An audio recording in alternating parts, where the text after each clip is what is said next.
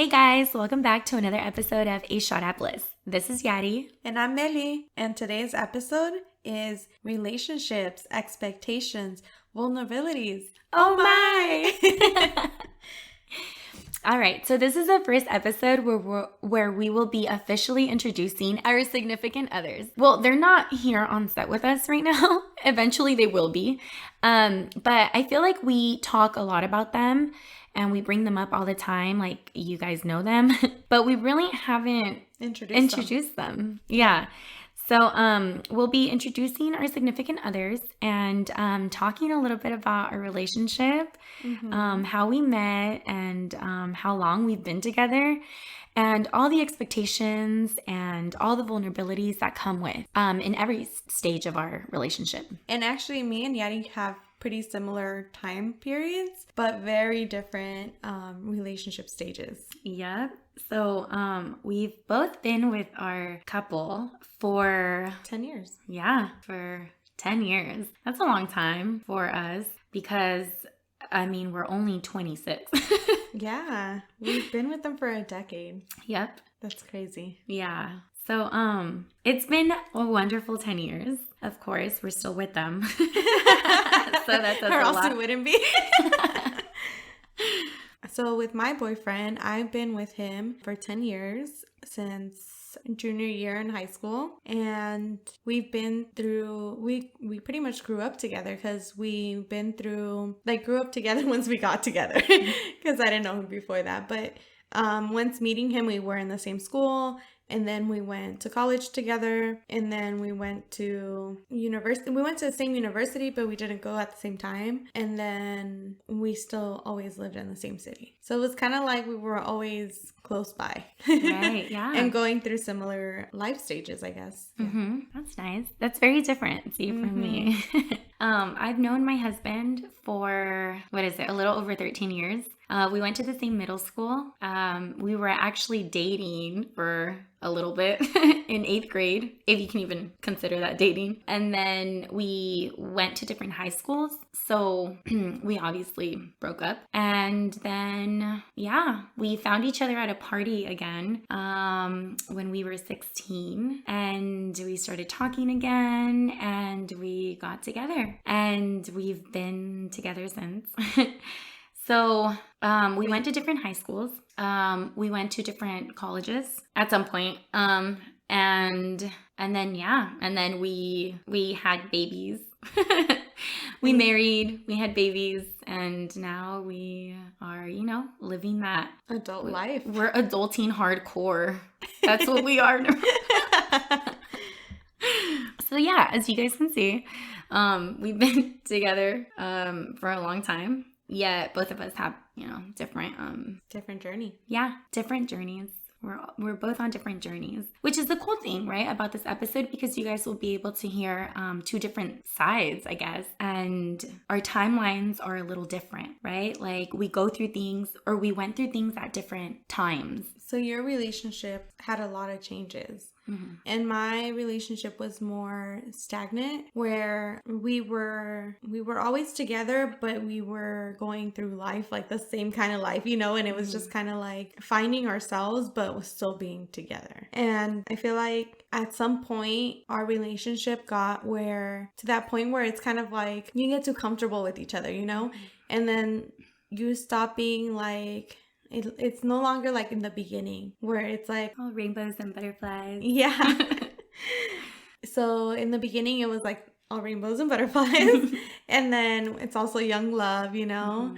And then we get to this point where we're adults and we're really comfortable with each other, and it starts getting to... There's just nothing new going on. Yeah, nothing new.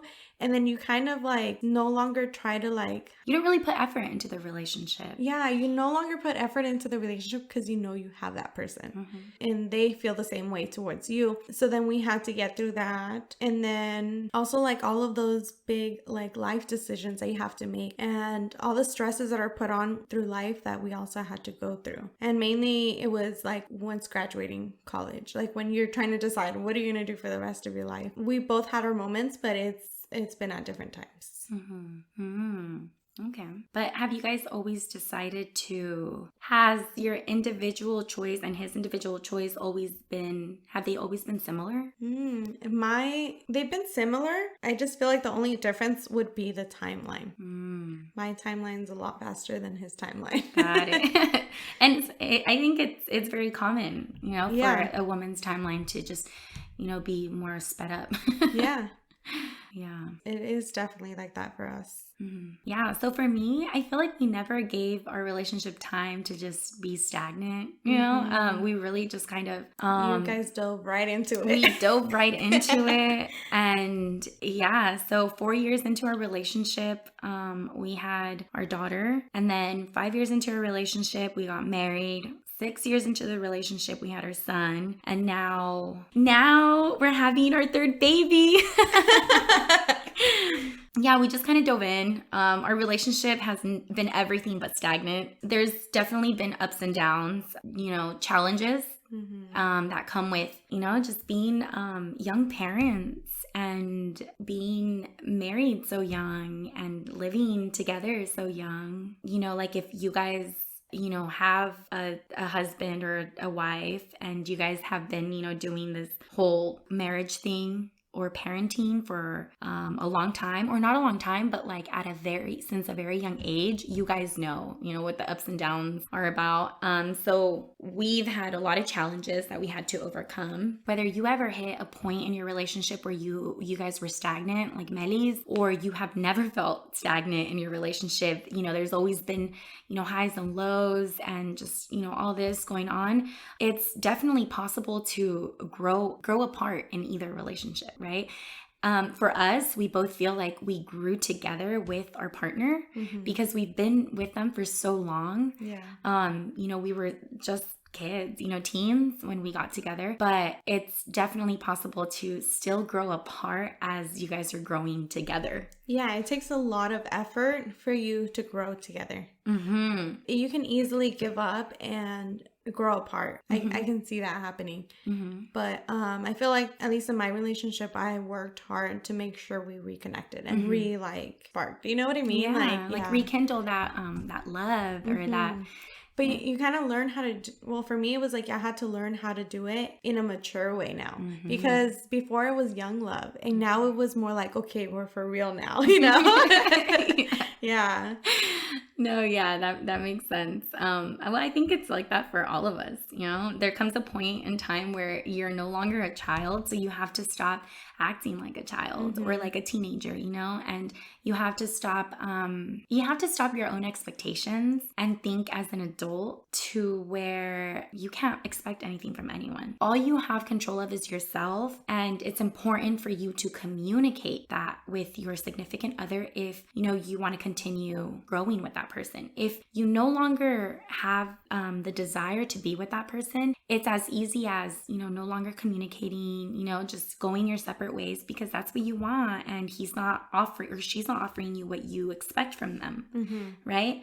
But if you want to continue a relationship, it's important to leave all expectations aside and start communicating with them. Start communicating the expectations before you're expecting them. You know what I mean? Before you expect them from him. Right. Because we all have our ideal times for everything, right? Like and our ideal life planned out. Yeah. Right? But life isn't going to go that way. Life for many goes reasons. The way you plan it. Yeah.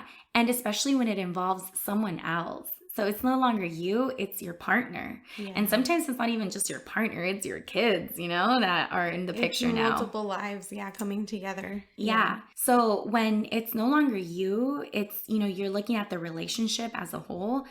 I think we all need to learn how to compromise and communicate and listen to your partner, because I feel like in a relationship you can be quick to expect things and you can be quick to just see things in your point of view, but I think in a communication it's also very important to listen. Very important to listen. Yeah, that's a big one. But I know I definitely had expectations all throughout my relationship, even though it was bad. But yeah, you can't help but have expectations.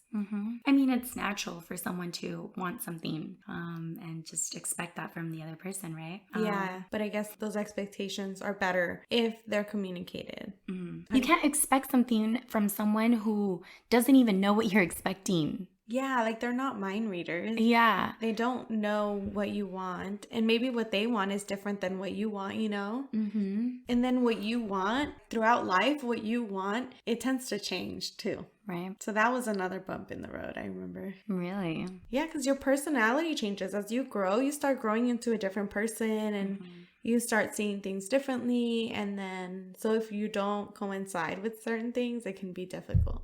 What expectations did you have in the beginning of your relationship? I feel like I had a lot of expectations for him at the beginning. I would just kind of expect him to stay on the phone with me for hours and hours. And he wouldn't. That was a big one for me. You're 16, all you want to do is talk on the phone.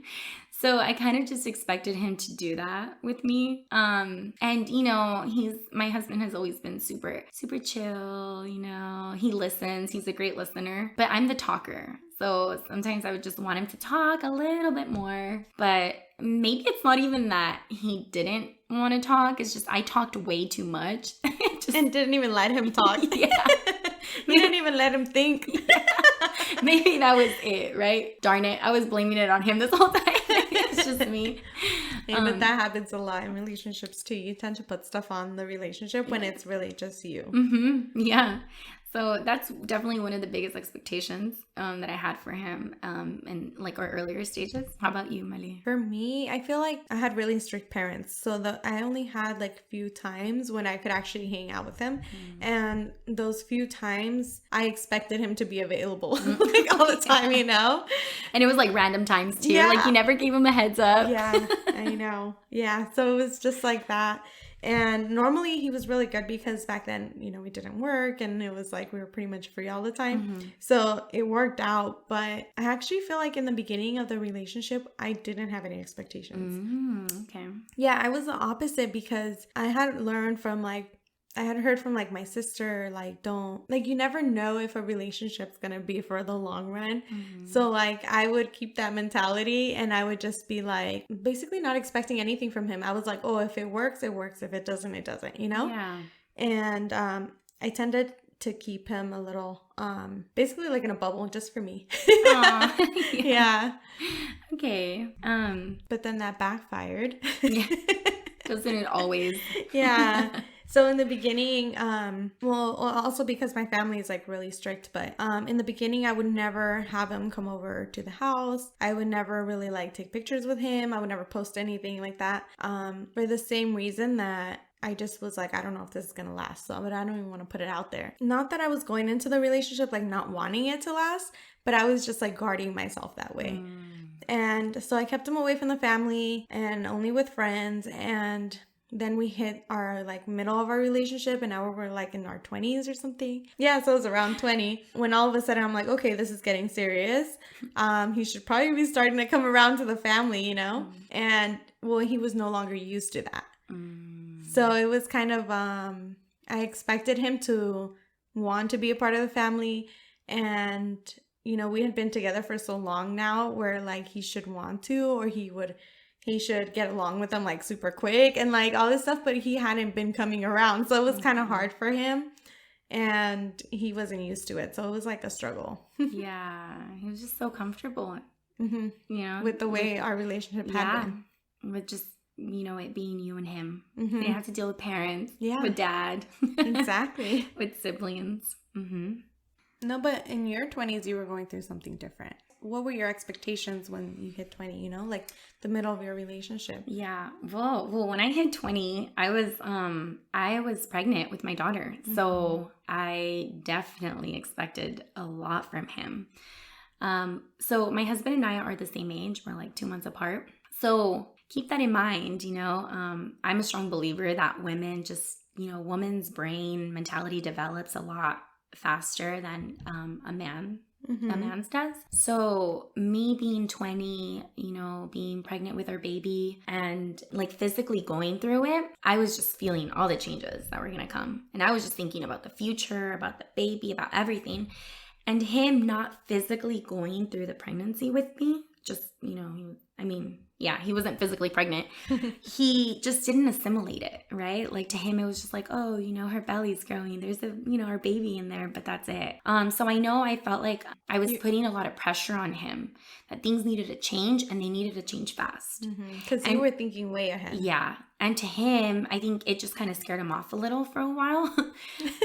He didn't know where I was coming from. He was just like, oh, like we can, like everything is the same. Everything will be the same just with the baby. That's it, right?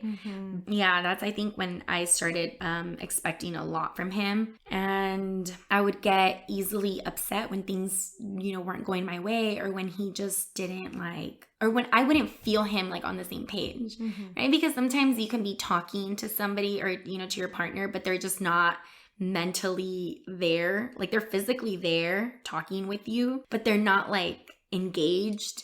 And they're just kind of like, yeah. And I would just get really frustrated because I don't know what I thought. I just kind of wanted to see the change there and then. Yeah. But, him just being so chill about it would just kind of freak me out. I think that was one of my most vulnerable moments. Also, one of the moments where I expected so much from him. And I just felt like he wasn't like, giving that to me or making me feel like, he was on the same page as I was. Or he wasn't changing as fast as you were. Yeah. And because reality is that he wasn't, right? I mean, I was the one that was pregnant. I would tell him, what I was feeling, what I was thinking, but he was just kind of like, where's all this coming from? Where's the Yadi that I know? Yeah. He was just used to me and just, wild little me. So I'm sure that freaked him out.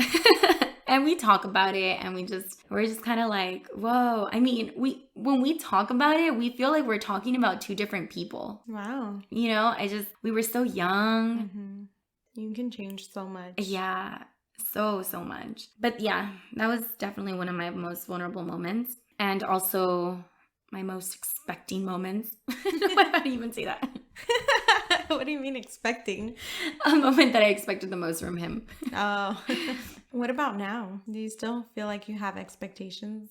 Now my expectations are more about things that he already knows.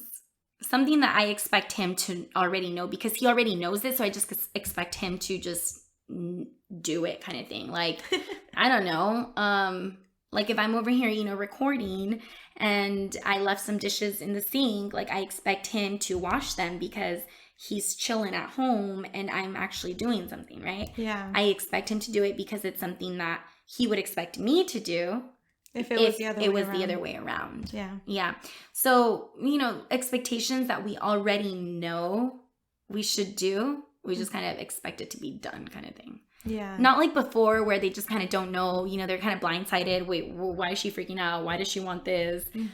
Why is, You guys are more now on the same page. Oh, yeah. Oh, definitely. It took us a while to get on the same page. Even after, we got married and stuff, the whole coping with,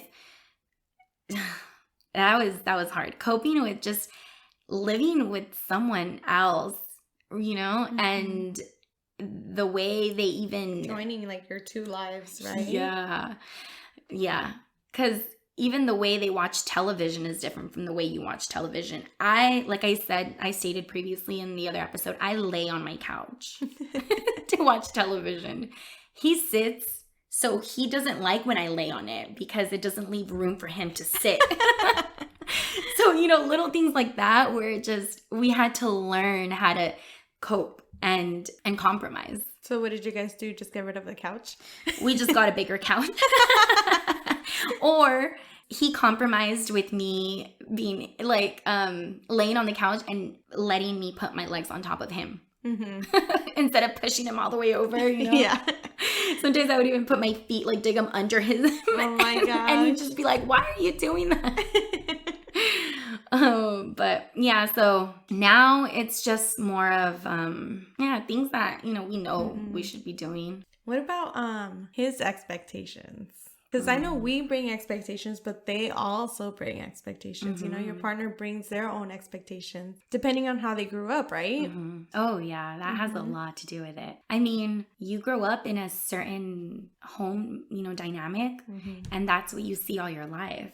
And when it's time for you to join someone else Or to start your life and you have your home, what you grew up seeing all your life. They know what they grew up seeing all your life. So we at some point said, we need to stop comparing ourselves or comparing each other to our parents. I had to stop comparing him to how my dad was at home. He needs to stop comparing me to what his mom did at home, and we need to be our own people. We need to grasp the good and leave the bad. Yeah. Right. And it was communicating what we believed was not healthy from each household, so that took a lot of effort, and it's still, a work in progress, honestly, because, we go through so many, it's not always going to be perfect. And there's always going to be times where, there's someone putting more effort into the relationship than the other person.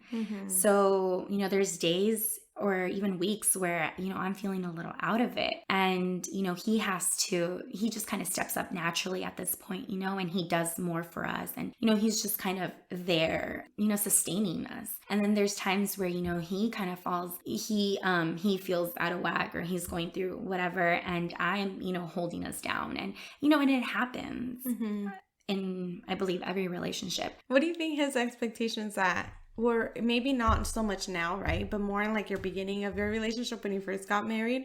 What was like his expectations that he brought to your relationship, and you're just like, that's not me? Oh, okay. I can name a few, but I'll name one thing that really like just wowed me. I remember him getting home, and I believe it was like the first times that we, moved in together and stuff.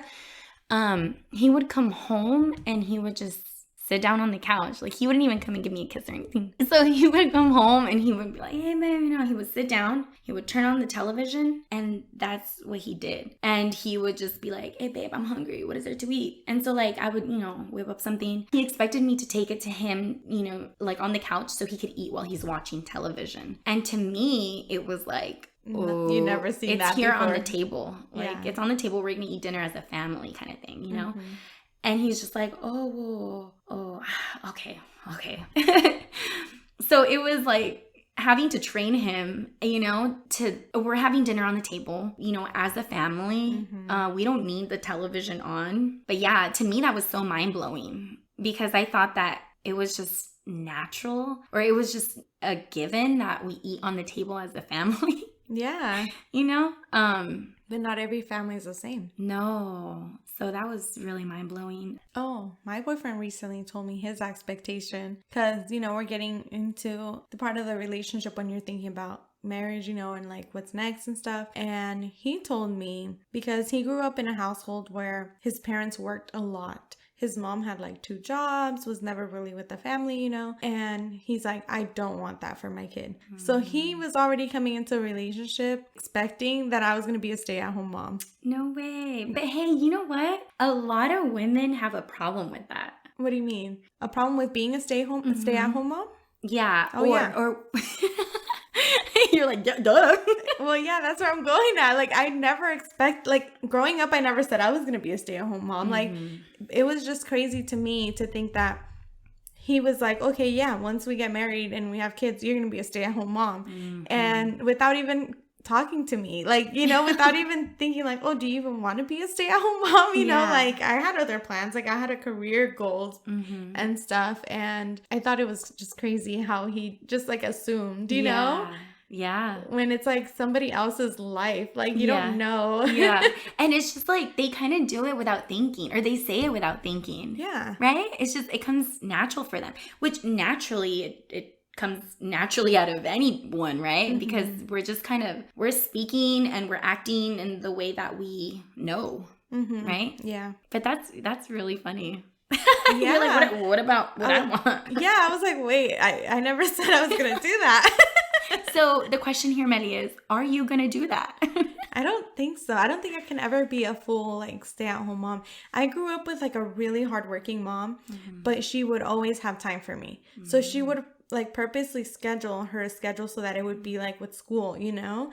So whenever I was out from school, she would pick me up and I would spend the rest of the day with her. No way. So I think if I was to have kids, I would try to like kind of simulate to that. Again, from my expectations from my family. Yeah. Right. But I feel like if she could do it and I've seen other people do it, I could do it. Yeah. But you never know once you have kids. But going into like my future, that's how I see it. Yeah. Okay. That's a good way to see it, though. I don't think I would ever have like 2 jobs and like that. I can barely handle 1 job. I know.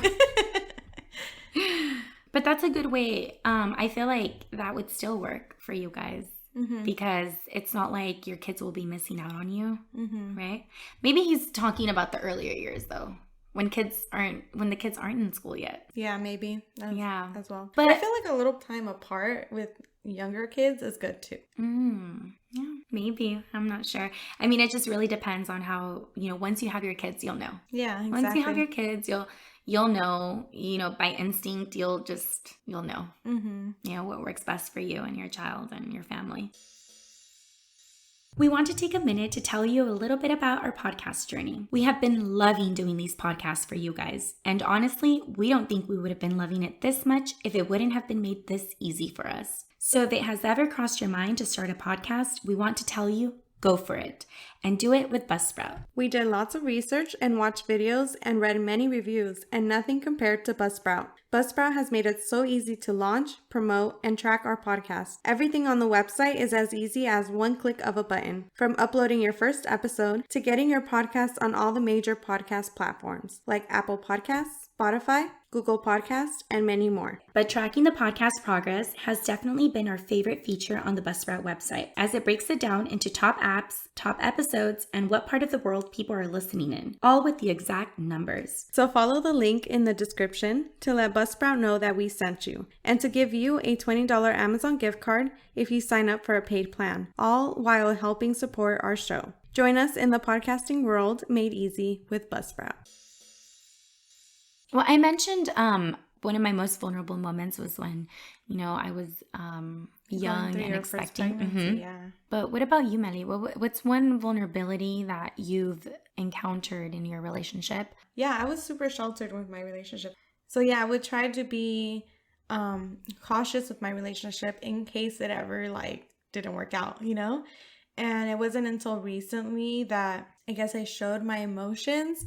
So I tend to have I had a quarter life crisis or something, after college, when you don't know which way to go. You have a multitude of options, right? And I think I've talked about it on the podcast about after college when you feel overwhelmed. And so I had where I was going a little crazy over trying to decide what path I was going to take. And I ended up, for the first time, when I have one of these life crisis. Yeah, small life crisis. I ended up going to him this time, and I was talking with him, and he's such like your husband. He's so chill, where he's like, oh, things will work out. Whatever you do will be fine. It's so calm when I'm over here freaking out. Yeah. And I'm like, I need guidance, and you're just telling me to chill. That doesn't help me, you know? Yeah. So it was me putting everything, all my frustrations, all of my worries, everything, putting it out in front of him. And then getting that back from him was not helping. So it literally took me telling him, if you plan to be my future husband, I need you to learn how to calm me down. You need to be there for me. And it's not, and I'm telling you right now that what you're telling me right now isn't working. And basically, he was able to step up. I don't even remember what he told me, but he did it. Yeah. Basically, I was so frustrated and so a wreck that I don't even remember how he did it. Yeah. But it worked. Yeah. And I feel that's important because it was one of those moments when you realize oh, you're vulnerable and you don't know what's going to come out of it or if you're going to get what you're expecting. But it also takes you telling them what you want for them to try to step up. Yeah, I think, and we did, say that before, that communication is key, because had Melly not communicated that to him, and she would have just, gotten even more frustrated and upset and just, whatever, let's just drop it here. She would have just, or not, not drop the relationship, but drop the conversation kind of thing. She would have just kind of left or stayed with that, for a long time, because as women remember, she would have stayed with that. He doesn't know how to calm me down. I can't do this. He's not the guy for me. I can't go to him for anything anymore. And he would have stayed like, oh, she's just freaking out. She'll be fine, whatever. Yeah. Not knowing what you're thinking. And that is really bad, especially when you want the relationship to work out. For the long run. Yeah. So in this case, or in all cases, we need to be able to communicate our expectations. And what we need from them. Yeah. So going back to one of my, I guess a vulnerability.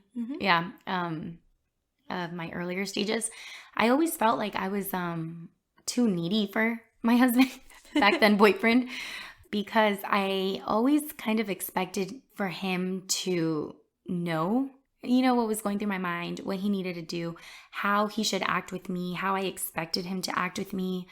And, same with you. Every time I would be going through something, like I expected him to act in a way. And when it didn't happen, I would just, I would get upset.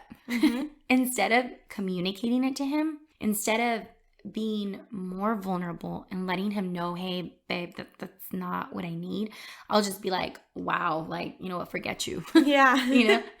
So it was, and it happened for a while, in our earlier stage, it was something that I struggled a lot with, like, maybe he just doesn't, maybe he doesn't like me the way I do, him, because I expected him to express himself in the way I express myself. Oh, okay. But, we're all different, obviously, right? But, as being so young, I just didn't think of it that way at that time. Yeah. I just expected him to know and to be communicative like me and to, express everything and be so passionate about, our conversations. And since I wasn't getting that from him, I just felt like, man, like, you don't like me. When all you needed to do was communicate a little. All I needed to do was just communicate with him and let him know this is not what I need from you. Just, just like you. I need this from you. And when I'm feeling this way, I really just need you to be there and listen sometimes. When I'm feeling just angry or frustrated, I need you to be able to calm me down. Yeah. Right? And you're not going to calm me down by being so nonchalant about it. That's just going to tell me you don't care. Yeah. Right? Yeah. And these aren't little things, right? Now, they're not little things because they happen multiple times in your life, and then you're gonna confront something similar again, and you want to communicate it early on so that you guys are able to do, he knows what to do the next time it happens. Yeah. And they might feel insignificant because they're so small, but because they're so repetitive, you really want to avoid having to go through all of this, all these emotions of feeling like this person's not the one, just because you can't communicate with them what you expect. Yeah. There's also those like vulnerabilities of like, are you the kind of person who is the first in the relationship to say I love you? I was not. Armando was the one that said I love you first. Shout out to him because I know he loved me. I still remember that day too. And I swear I said it back, but he swears I did not. Oh, no. Oh, but I obviously did. How about you? Were you the first one? No, actually, he just confirmed it. That it was him. He did. He said he was the first. But I always, like, whenever I talk with anybody, I'm like, I feel like with him, it was like love at first sight. Like, I tell everybody, like, I loved him first. Maybe I didn't say it first, but I did feel it. Like, the first time I seen him, I was like, yep, that guy's gonna be mine. And he didn't even know me yet. Oh my gosh, that's so funny. That's so cute. Aw. No, that takes me back. So I guess I wasn't vulnerable enough. Was it vulnerability though to say I love you first? I feel like I think it was. in my family or like in my culture, it's kind of like we expect the guy to say it first. Oh, I see. I think that's so why is I it... never said it. No way. Okay. I guess that makes sense. But I feel like it comes with vulnerability, because what if they don't feel the same way? Yeah. Right? Mm-hmm. Like, even though I knew he really liked me and, I'm sure he knew I really liked him, for me to say it first, I was scared, because what if he didn't feel the same way? Mm-hmm. So yeah, I think it is being vulnerable, Yeah. saying it first. So you still have a huge step to take in your relationship. Being bilingual, you have to have said te amo at some point.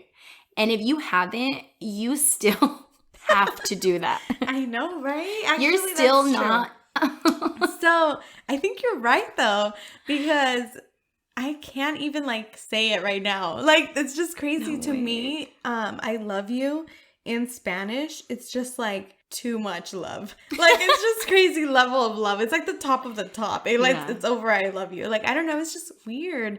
I think it's weird for me because I never heard it growing up. So it's like when you say it, it's just awkward.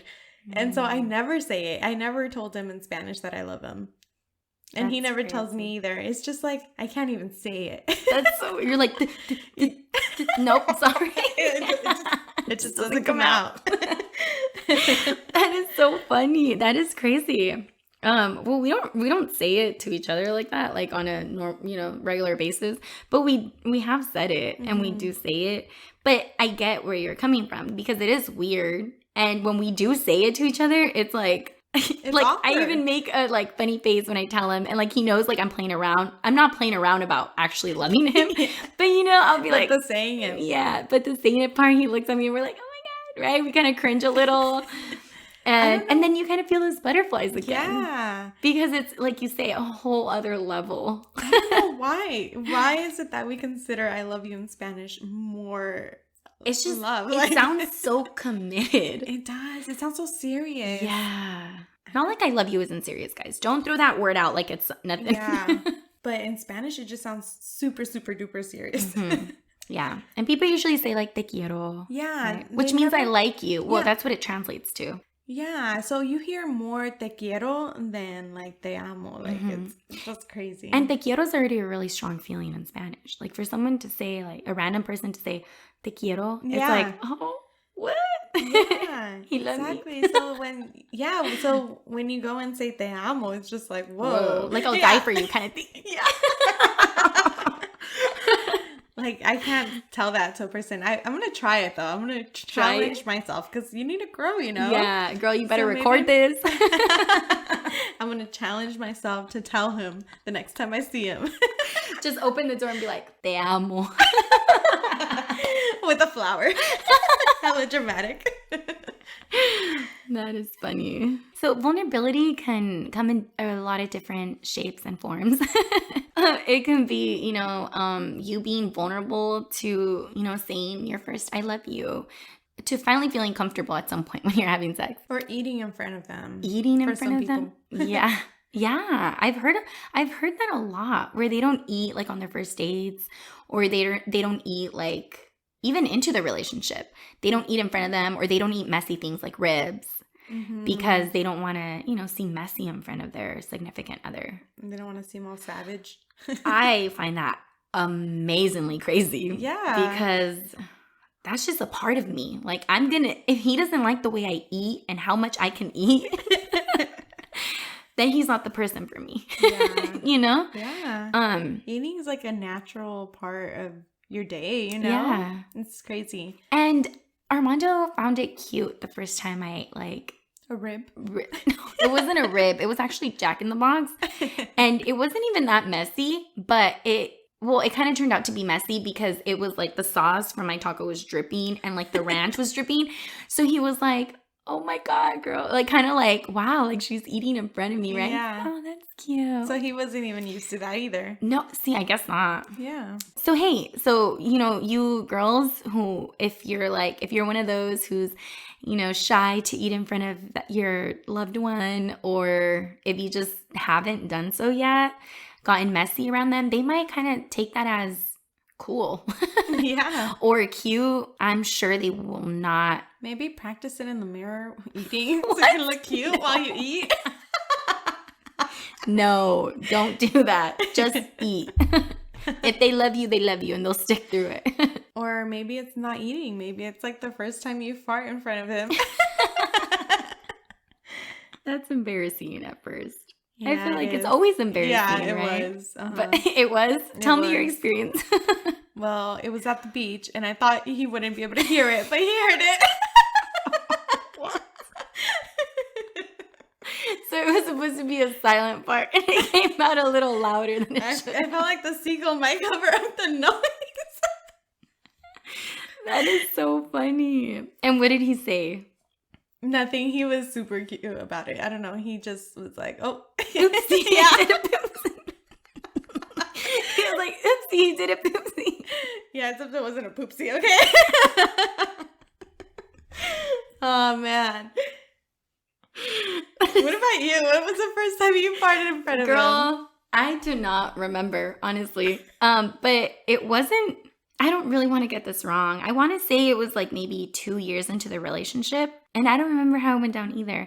But he started farting before I did. And he was more comfortable. Yeah. And then that made me comfortable Okay. with it just kind of coming out when it did, So it was okay. And he was just kind of like, I think I remember he was just maybe like looks at me and kind of smiles like, oh, you just farted. And No I'm like, way. oh my God, no, I didn't. Why are they so cutesy about it? And we're like all embarrassed. Right?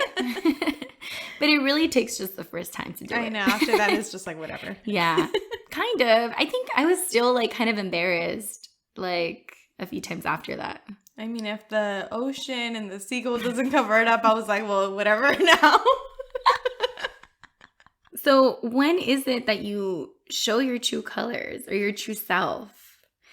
I feel like it takes... It took me a few years. Yeah. Yeah.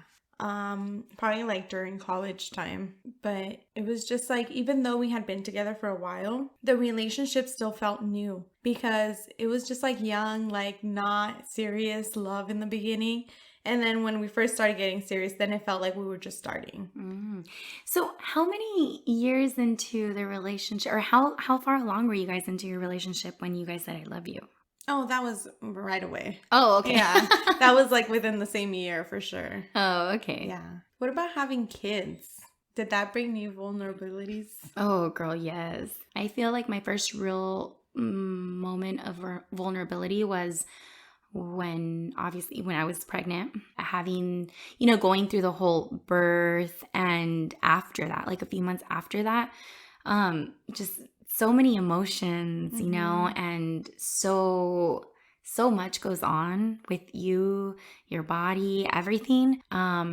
And that made me feel very vulnerable, obviously. No, it was more because, it was the first time around going through it. But I think it had a lot to do with the fact that I was so young and he was so young, and it's something that people don't go through at such a young age. Or that stage in the relationship. Yeah. Or as far as like the people around us at that time, like our friends and family, we were the first ones. We were the first ones that were going through this. So he didn't really have anybody else to talk to, any other dad out there. Mm-hmm. And I didn't have like any other girlfriend to talk to, that was going through it. Yeah. So I think, that made us strong, very strong. But at the same time, it came with a lot of, struggles. And we really had to look within and do like our own research and do like our own type of like, what is it? Just like finding your groove within the situation that you were in. Yeah, because there was there was nobody else our age that guidance. was, yeah. I mean, there was guidance from our parents, but it wasn't the same. Nobody going through it. Yeah, exactly. And it's different. And you forget when you're not, like being in the moment is different than when learning from somebody who's already experienced it. You know what I mean? Mm-hmm. Yeah, definitely. Because I know I've had, people in my family that they had children at young age and stuff, but it's not the same, you know? It's not like he could turn to his friend and tell him what was going on and they'd understand, or me, right? I couldn't do that either. And it was also different time periods. So it's like different, you know, it changes like with different time periods. Yeah. So that was definitely one of the first times that I was very vulnerable to him. And like showing all your emotions. And showing all my emotions and showing every single part of me, literally, you know, emotionally, physically, everything. Yeah. When that happened, everything else just kind of seemed so insignificant to me afterwards, you know? Like every other vulnerability, quote unquote, that I had felt before that, like him not being able to talk to me on the phone because he just didn't know how to talk to me on the phone or because he didn't want to, just seemed like nothing, right? Me farting in front of him or something, you know, it just, everything else just kind of dissipated. And then this just kind of became the thing like that my life revolved around, I guess. I think after that, I mean, we had a second baby and that was better. You know what I mean? Like we had already been through it. You know, we talked about our relationship and all the bumps and everything. So now looking back to like the full like 10 years, is there any like advice you have or like what would you do differently? In our earlier stage of relationship, I would definitely do something different. And it would be how I always tried to control a relationship from the get-go. I always felt like if it wasn't going the way I wanted to, like everything was just wrong. I always put my foot down. When I didn't like something, I wanted to believe that I was all about compromise, but it was more about him needing to compromise to me and my expectations, opposed to me having to compromise to his. It was all about choosing your battles wisely. I did not choose my battles. Everything was a battle. in early on in your relationship. Early on in our relationship. Yeah. Because you're so young. You don't think things through, you know, you just kind of act. Yeah. Yeah. So, you know, we had so much fun and we were like a really happy couple, but I always tried to take control. So I think that's one thing that I'm definitely gonna, tell my daughter one day to just, it's nothing serious when you're that young. Yeah. There's no need for you to control the relationship. You don't need to have control of every situation, and you just really need to choose your battles. And I don't think people really put this into perspective. If you're like an arguer like I am, and you need to make your point and you need to prove it and you need the other person to just really understand that and change their point of view to yours, you won't know what choosing your battles is until you really have to. In this case, with me, it was, once the baby was born, when we got married and the babies were born, that's when I learned to choose my battles. Because then I understood that everything else doesn't matter. You know what I mean? Like the big things matter. And in order for the big things to matter, you need to let go of the little things because then nothing will matter. But yes, if you definitely have, a heated temperament like I do, choosing your battles wisely is one of the greatest advices I have ever heard. And it did take me a while to understand that though, just because of my type of character. But eventually you learned it. Yeah, definitely. And all through communication and just like we stated in the beginning, like if you are in it for the long run and you want to make it work with this person, you're gonna do everything possible. And sometimes it's easier. There's gonna be times in life where it's easier. There's gonna be times in life when it's harder, when you guys feel like you guys are growing apart. But it's all part of the process. It's never going to be all rainbows and butterflies. No, it's two different people coming together, and that's not how it works. People aren't the same. It's just not possible. Yeah. What would you do differently, Millie? From what I mentioned in the beginning of the episode, I guarded myself in the beginning of the relationship because I was like, if this doesn't last, like I'm okay. So I would guard myself by not bringing him to family parties, family events. I guarded myself by not posting any pictures and stuff like that. And now I'm like, I regret it because I don't have pictures of us when we're young. Or he got accustomed to not coming around to family parties or not making it a priority to. So it took a bit of a transition phase. And I did that because I was trying to protect myself from like, if the relationship ended, my family wouldn't know or it wouldn't affect my family or whatever. But I think it's important to be vulnerable in that case and allow your significant other to see how they fit in with your family, early on, to see how they're going to be around them, you know, and how they're going to fit into your life. So yeah, I would have just started it sooner. Yeah. Something that I could have also handled better was something more recent. So, you know, there comes expectations with a long relationship where your next step is marriage or kids or whatever it may be that's in your future, moving in together. And we're not at any of those stages. So in the beginning, I would be like most couples I've heard, that when they get to a certain years with their partner, that they start giving them ultimatums for marriage, for whatever it is, moving in together. And I started doing that too. Not realizing though, I got it from my friend who kept telling me, like, you know, if he's not doing his part or he's not ready for his part, you focus on you. And so I did. I started thinking, like, that's true. Like, I can't control him. I can't control what he does. And I know he loves me and we're like fine, you know, there's no rush. We're still young. And I was like, okay, let me look at myself. Am I happy? And it turns out that I wasn't. I was lost still, like from, you know, the graduating and all that stuff and not knowing where I was going. And I realized that I had a whole bunch of goals that I was trying to do with him when I could do myself. Mm-hmm. And instead of putting that pressure on the relationship, I started to put it on me. And I was able to reach all my goals that I had set for me from a long time ago, before I even had a relationship, you know? And it took me doing all these things to realize that I wasn't even like, it wasn't that I wanted to get married or that I wanted that next step like to happen right away. It was just like I felt like I wasn't happy and I needed to do something. Yeah. And it turns out that when I started focusing on myself and accomplishing all these goals and stuff, it's actually been like fulfilling. And I'm not even like the thought of like the what comes next in your relationship. Yeah, it hasn't even came up anymore. It's just crazy that